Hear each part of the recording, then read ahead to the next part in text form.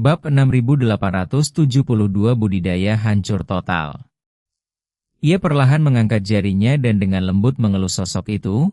Gerakannya lambat dan tidak terburu-buru, seolah-olah ia sedang melakukan sesuatu yang tidak penting. Seberkas cahaya pedang berwarna abu-abu keunguan yang terkondensasi, setipis rambut, dan panjangnya tidak lebih dari 3 kaki, muncul dari ujung jari. Cahaya pedang itu sunyi dan tanpa jejak, menembus kehampaan semudah menembus kertas tipis. Pedang itu menyerang setelah lawan tetapi tiba lebih dulu, tepat mengenai lutut Crimson Sun Venerable yang melarikan diri tanpa sedikit pun penyimpangan. Mendesis. Terdengar suara tebasan yang samar, hampir tak terdengar, namun jelas terdengar oleh setiap kultivator. Sosok Crimson Sun Venerable tiba-tiba membeku, dan kemudian jeritan yang sangat melengking menggema di seluruh lembar retakan, menyebabkan pecahan batu berjatuhan dan sungai lava meluap tanpa henti. Kedua tungkai bawahnya terputus dengan rapi dan merata di lutut, lukanya sehalus cermin, tanpa darah atau daging, namun menimbulkan luka yang fatal. Darah ilahi berwarna merah keemasan menyembur keluar seperti air mancur, menyebar di langit dan naik sebagai kabut darah tipis di udara yang panas, seketika memenuhi seluruh lembar retakan dengan bau darah yang menyengat. Ia kehilangan keseimbangan dan terjatuh ke dasar jurang seperti burung dengan sayap patah, menabrak dinding batu merah gelap yang menonjol dengan keras. Tulang-tulangnya retak dan hancur, namun jeritannya terus berlanjut tanpa henti, dipenuhi rasa sakit dan teror yang luar biasa. David turun perlahan, jubah abu-abunya berkibar tertiup udara yang panas, seolah-olah menaiki tangga tak terlihat menuju tebing tempat yang mulia matahari merah jatuh. Langkah kakinya mantap dan tenang. Dengan setiap langkah, energi kacau di sekitarnya akan sedikit menyebar, sepenuhnya mengisolasi panas dan puing-puing di sekitarnya.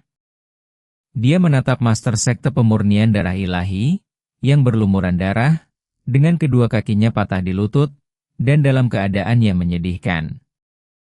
Mata ungunya tidak menunjukkan belas kasihan, hanya ketenangan dan ketidakpedulian yang hampir dingin. Di mana dia?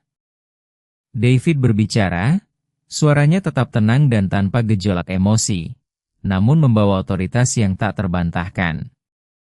Sang Yang Mulia Matahari Merah gemetar seluruh tubuhnya, dan darah ilahi berwarna merah keemasan terus menyembur keluar dari anggota tubuhnya yang terputus, naik ke udara yang panas sebagai kabut darah tipis.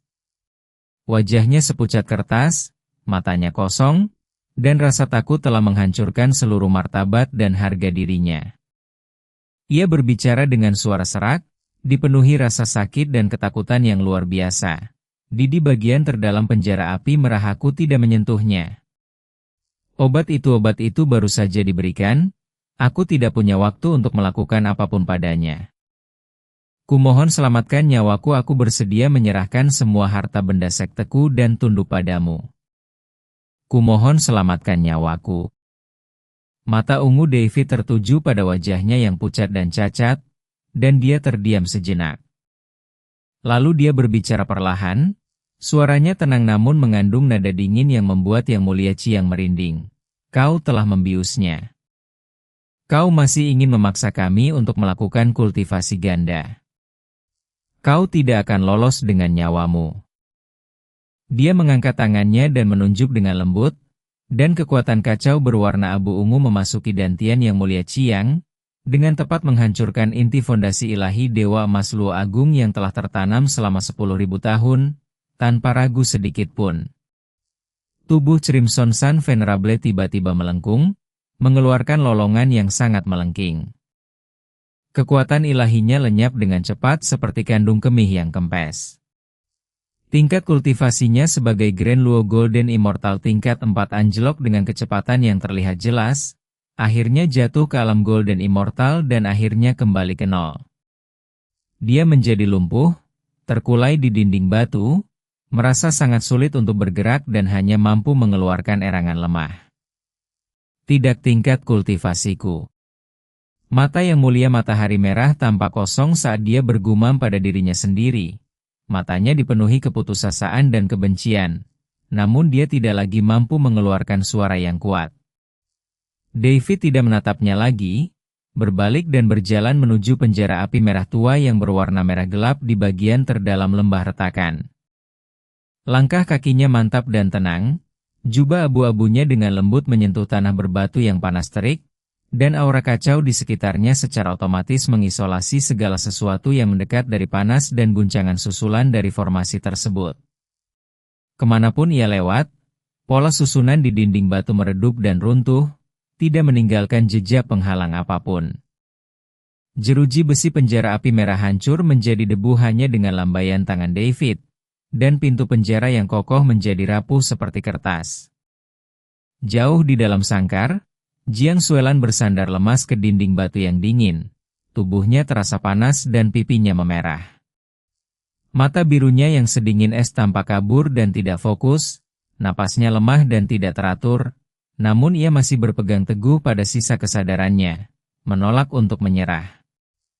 Namun saat sosok abu-abu itu melangkah masuk ke dalam sangkar, seolah-olah secercah cahaya terakhir menyala di pupil matanya, dan emosi yang tak terlukiskan muncul di wajahnya yang lemah. Chen David.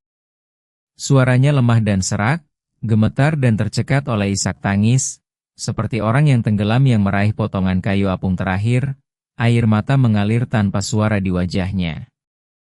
David melangkah maju dan muncul di hadapannya. Ia berjongkok, mata ungunya tertuju pada wajahnya yang memerah namun tetap keras kepala. Rasa sakit yang samar menusuk hatinya, dan kedinginan di matanya melunak, digantikan oleh sedikit kelembutan. Dia mengangkat tangannya dan meraih pergelangan tangannya. Kekuatan kekacauan primordial mengalir ke meridiannya seperti arus hangat, tepat mengenai aura penyembuhan yang membakar jauh di dalam dantiannya, perlahan menyelimuti dan melarutkannya. Meskipun obat itu ampuh, pada akhirnya itu hanyalah ramuan langka dari alam fana. Di bawah kekuatan dahsyat kekacauan purba, obat itu lenyap, meleleh, dan dimurnikan secepat kepingan salju yang bertemu dengan matahari yang terik. Panas membara di dalam tubuh Jiang Xuelan dengan cepat mereda, suhu tubuhnya yang panas perlahan menurun, dan kabut tipis perlahan menghilang dari mata birunya yang dingin, digantikan oleh tatapan yang jernih dan lega. Dia dapat merasakan dengan jelas rasa sakit dan kelemahan di tubuhnya yang dengan cepat menghilang, digantikan oleh kekuatan yang hangat dan stabil yang menopangnya. Bab 6873 Pelajaran dari Masa Lalu. Maaf saya terlambat. David mengulurkan tangan dan dengan lembut menariknya ke dalam pelukannya. Suhu tubuh yang hangat dan stabil terpancar dari balik jubah abu-abunya. Suaranya dalam dan lembut, mengandung sedikit kehangatan yang jarang terdengar. Aku turut berduka cita atas penderitaan yang kau alami. Jiang Xuelan membenamkan wajahnya di dada pria itu, air matanya membasahi pakaiannya. Tetapi dia tidak mengeluarkan suara. Ia hanya menggenggam jubahnya erat-erat, seolah ingin meluapkan semua rasa takut, keputusasaan, dan pergumulan yang baru saja dirasakannya dalam pelukan itu. Merasakan kehadirannya, kegelisahan dan kecemasan di hatinya perlahan menghilang. David tidak berkata apa-apa lagi, tetapi dengan lembut menepuk punggungnya untuk menenangkan perasaannya. Dia perlahan berdiri, merangkul pinggang Jiang Xuelan dengan satu tangan untuk menopangnya, dan mengangkat tangan lainnya untuk dengan lembut memegang kubah di atas penjara. Ia tidak memiliki kemegahan dan gerakan yang mencolok, namun ia memiliki kekuatan untuk menghancurkan segalanya. Ledakan. Kubah seluruh penjara api merah runtuh dan meledak seketika, dengan pecahan besi ilahi berwarna merah gelap dan puing-puing magma beterbangan kemana-mana. Retakan yang tak terhitung jumlahnya menyebar dari telapak tangan David ke segala arah, benar-benar merobek, meruntuhkan, dan menghancurkan penjara yang telah memenjarakan Jiang Xuelan selama beberapa hari. Magma yang mem-scorching bergejolak dan berputar di bawah, namun tidak bisa mendekati wilayah kacau David dalam jarak 1 meter pun. Dan bahkan percikan api pun tidak bisa mengenai jubahnya. Dia membantu Jiang Xuelan keluar dari reruntuhan selangkah demi selangkah, Mata ungunya memancarkan cahaya yang dalam dan dingin saat dia mengamati sekte pemurnian darah ilahi yang kacau di bawah. Seluruh sekte kini berada dalam kekacauan dan kehancuran total, dengan para murid yang melarikan diri, para tetua yang meratap, istana yang hancur, dan pola susunan yang runtuh. Sekte 22 Langit yang dulunya perkasa telah hancur lebur menjadi puing-puing hangus oleh 2 telapak tangan dan 1 pedangnya.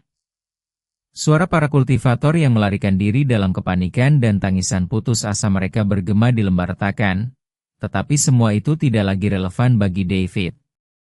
Dia membantu Jiang Xuelan terbang ke udara, dan seberkas cahaya abu ungu melesat ke langit, perlahan mendarat di samping Howling di tepi lembah retakan. Howling menatap wanita dalam pelukan David, yang tubuhnya berlumuran darah namun napasnya perlahan mulai stabil. Lalu beralih menatap reruntuhan di kedalaman lembah retakan, di mana asap tebal mengepul dan jeritan kesakitan memenuhi udara. Tenggorokannya tercekat, matanya dipenuhi rasa kaget dan takjub yang luar biasa, dan dia tidak bisa mengucapkan kalimat lengkap. Senior kau benar-benar menghancurkan sekte pemurnian darah ilahi? Howling berbicara dengan susah payah, suaranya sedikit bergetar, matanya dipenuhi rasa tidak percaya. Itu adalah sekte besar dengan sejarah 10.000 tahun, dan 4 dewa emas Luo Agung peringkat keempat, dan kau begitu saja, kau menghancurkan mereka? David tidak langsung menjawab, tetapi dengan lembut menopang Jiang Xuelan dan menyisir rambutnya yang berantakan. Gerakannya lembut, sangat berbeda dari sikap dingin yang ditunjukkannya ketika dia menghancurkan sekte tersebut. Dia berbicara dengan tenang dan pelan, mereka pantas tewas. Howling terkejut dan mengangguk tergesa-gesa, matanya dipenuhi kekaguman yang lebih besar. Apa yang Anda katakan benar sekali, senior. Sekte pemurnian darah ilahi telah melakukan banyak kejahatan dan seharusnya sudah dihancurkan sejak lama. Kekuatanmu tak tertandingi, senior. Hari ini, aku benar-benar menyaksikan seperti apa sebenarnya seorang pria kuat itu. Dia terdiam sejenak, lalu tak kuasa bertanya, senior, kekuatan Anda jelas jauh melampaui seorang dewa emas Luo Agung, jadi mengapa aura Anda hanya berada di peringkat ke-8 alam dewa emas? Cara seperti itu sungguh terlalu ajaib. David sedikit mengangkat mata ungunya, meliriknya, dan berkata dengan tenang, aura kultivasi hanyalah penampilan luar. Kekuatan sejati tidak terletak pada tingkat ranah seseorang, tetapi pada fondasi dasarnya. Ingatlah, patuhi perintah, atau sekte pemurnian darah ilahi akan menjadi contoh peringatan. Murid junior ini akan mengingat ajaranmu. Howling segera membungkuk dan memberi salam kepada mereka dengan penuh hormat, tidak lagi berani lalai sedikit pun. Melihat sosok David yang menjauh, ia sudah menganggapnya sebagai dewa dalam hatinya. Ia tahu bahwa kekuatan senior di hadapannya jauh melebihi imajinasinya. Jika ia bisa mengikuti senior itu di masa depan, ia pasti akan mendapatkan banyak manfaat. David berdiri di tepi jurang di ujung lembah retakan, jubah abu-abunya berkibar, mata ungunya menatap kembali ke lembah retakan jurang darah yang hancur. Akhirnya, dia berkata dengan tenang, nadanya penuh wibawa yang tak terbantahkan. Mulai hari ini, sekte pemurnian darah ilahi akan lenyap. Angin bertiup kencang, menerbangkan debu dan abu yang panas, perlahan mengubur reruntuhan. Sosok berwarna abu ungu yang menggendong orang itu berubah menjadi seberkas cahaya dan menghilang ke cakrawala, hanya menyisakan keheningan serta keterkejutan yang tak berujung di tanah yang pernah dikuasai oleh sekte pemurnian darah ilahi ini. Di lembah retakan, sang yang mulia matahari merah yang lumpuh terbaring tak berdaya di dinding batu, menatap ke arah seberkas cahaya yang menghilang. Matanya yang keruh bergejolak dipenuhi kebencian dan keputusasaan, namun ia tak mampu mengucapkan sepatah kata pun. Dia menggunakan darahnya untuk menempa fondasi sekte ilahi yang berusia ribuan tahun, yang hancur hanya dengan satu pukulan telapak tangan. Tingkat kultivasinya sebagai Grand Luo Golden Immortal tingkat 4 telah hancur total. Dia menatap kosong ke langit, di mana jejak abu-abu keunguan samar tetap ada di langit abu putih yang ternoda merah oleh kabut darah. Seperti bekas tebasan pedang yang tajam dan tegas, ia terukir selamanya di langit di atas jurang darah, memperingatkan mereka yang datang kemudian agar tidak mudah memprovokasi mereka yang tidak boleh dianggap remeh. David tidak menghabisi ketua sekte pemurnian darah, itu akan terlalu lunak baginya. Tingkat kultivasinya hancur, dan pada tingkat ke-22 alam surgawi, pemimpin sekte pemurnian darah akan perlahan tewas dalam kesakitan yang luar biasa. Bab 6874 Pusaran Hitam. Garis-garis cahaya berwarna abu-abu keunguan, seperti komet yang menembus malam yang mencekam, melewati pegunungan tandus dan lembah-lembah kering. Kemanapun ia lewat, bahkan udara pun terkoyak, meninggalkan ria kecil sebelum kembali tenang dalam sekejap. David mendukung Jiang Xuelan, indera ilahinya menyapu area seluas ratusan mil di sekitarnya seperti gelombang tak terlihat. Dia dengan cermat memeriksa setiap inci tanah dan setiap batu, dan hanya setelah memastikan bahwa tidak ada tanda-tanda pelacakan atau penyergapan barulah dia perlahan mendarat. Dia mengangkat tangannya dan menyapu lapisan tanaman merambat layu dan kerikil yang menutupi dinding batu. Suara lembut tanaman merambat yang patah terdengar sangat jelas di lembah yang sunyi, memperlihatkan pintu masuk ke gua batu yang terbentuk secara alami. Pintu masuk gua sempit dan dalam, hanya memungkinkan satu orang untuk lewat menyamping, tetapi bagian dalamnya cukup luas dan kering, dengan lantai yang halus seperti cermin dan dinding batu yang halus dan hangat. Jelas sekali bahwa tempat itu merupakan tempat pengasingan sementara bagi seorang petani di zaman dahulu, yang kemudian ditinggalkan selama bertahun-tahun dan menjadi tempat persembunyian yang paling tidak mencolok. Sebuah celah kecil di langit-langit gua memungkinkan beberapa berkas sinar matahari masuk, menerangi debu di dalamnya seperti debu emas halus. Aroma samar rumput dan pepohonan memenuhi udara, kontras sekali dengan suasana sunyi dan mencekam di luar. David dengan lembut membaringkan Jiang Xuelan di atas ranjang sederhana yang terbuat dari giok. Ujung jarinya menyentuh denyut nadi di pergelangan tangannya, dan kekacauan primordial mengalir masuk seperti aliran hangat, memungkinkannya untuk memeriksa kondisinya dengan cermat sekali lagi. Meskipun racunnya telah sepenuhnya dihilangkan, bubuk sihir Phoenix merah sangat mendominasi, dan luka bakar yang ditinggalkan oleh pengikisan meridiannya menyerupai retakan halus yang melekat pada fondasi daunnya. Ditambah dengan terkurasnya energi akibat dipenjara selama beberapa hari, wajahnya masih menunjukkan tanda-tanda pucat, dan akan sulit baginya untuk pulih ke kondisi puncaknya tanpa istirahat 3 hingga 5 hari. Jiang Xuelan bersandar di tempat tidur, mata birunya yang dingin setengah terbuka, pandangannya tertuju pada punggung David yang sibuk. Ia berdiri tegak, jubah abu-abunya berkilauan lembut dalam cahaya redup siang hari, saat ia menggunakan kekacauan purba untuk membangun lapisan demi lapisan susunan isolasi di pintu masuk gua. Lingkaran cahaya berwarna abu-abu keunguan itu berkedip-kedip tidak beraturan, dan setiap pola susunannya tertanam dengan tepat dalam tekstur dinding batu, menyatu dengan urat batu alami dan sepenuhnya mengisolasi energi internal dan eksternal.